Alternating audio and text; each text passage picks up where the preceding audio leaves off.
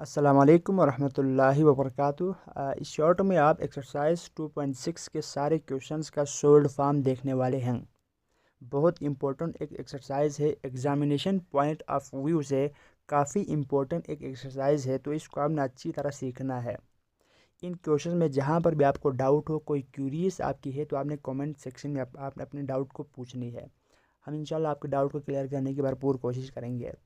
इसके अलावा इस एक्सरसाइज के अंदर जस्ट आपको ये बताता चलूँ यार, इस एक्सरसाइज के अंदर है क्या चीज़।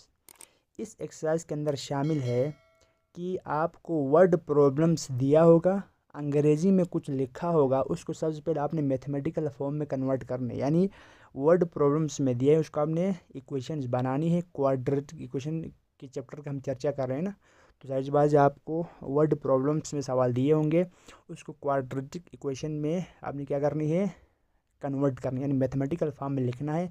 इसके बाद आपको दो इक्वेशंस मिलेंगे, इसको आपने साइमल्टेनियसली उसको सोल्व करके एक्स का वैल्यू निकालना है। सिंपल बात, सिंपल इसका स्ट्रेट बात यही है कि वर्ड प्रॉब्लम्स है, उसको कन्वर्ट करना तुझे आना चाहिए मैथमेटिकल फॉर्म में, जो कि सोल्व किया हुआ है।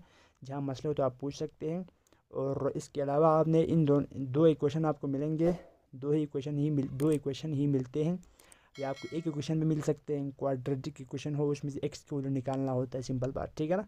और अगर आपको दो इक्वेशन मिल रही है तो इसको साइमल्टेनियस से सोल्व करना है। और अगर आपको सिर्फ एक इक्वेशन यानी क्वाड्रेटिक इक्वेशन मिल रहा है तो उसमें से एक्स की वैल्यू आपने निकालनी है। इजी सा है, कोई इतना मुश्किल नहीं है।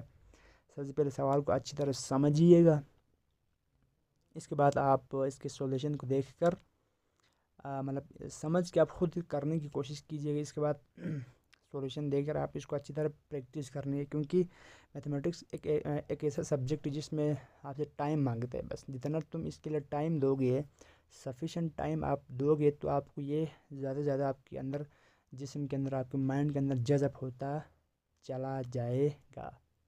Thank you so much.